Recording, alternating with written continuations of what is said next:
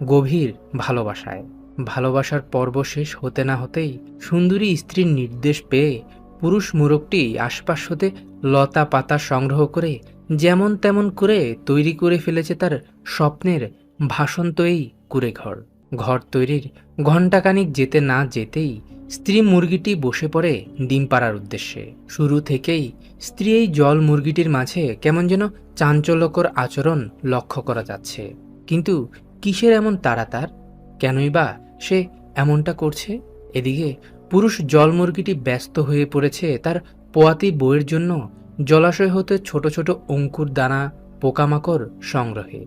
কারণ এই সময়টা যে তার বউয়ের ভালো মন্দ খাওয়াটা খুবই প্রয়োজন।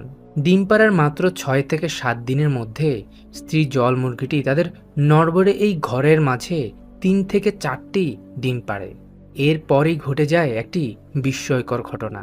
মা মুরগিটি ডিম পাড়ার পর্ব শেষ করে খোলা আকাশের নিচে ভাসন্ত এই ঘরের মাঝে তার ডিমগুলোকে রেখে কোথায় যেন হারিয়ে গেছে। বেশ কিছুক্ষণ পর পুরুষ মোরগটি তার স্ত্রীর জন্য খাবার সংগ্রহ করে যখন ঘরে ফিরে তখন সে বেশ অবাক হয়।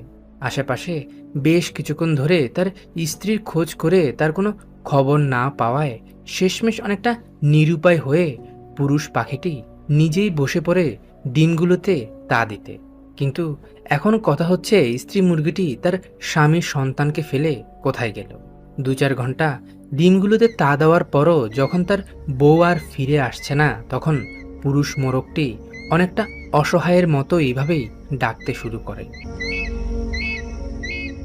কিন্তু শেষমেশ আর স্ত্রীর দেখা পেল না হতভাগা এই পুরুষ মোরগটি, যার কারণে অনেকটা বাধ্য হয়ে সে নিজেই শুরু করে ডিমগুলোতে তা দেওয়া।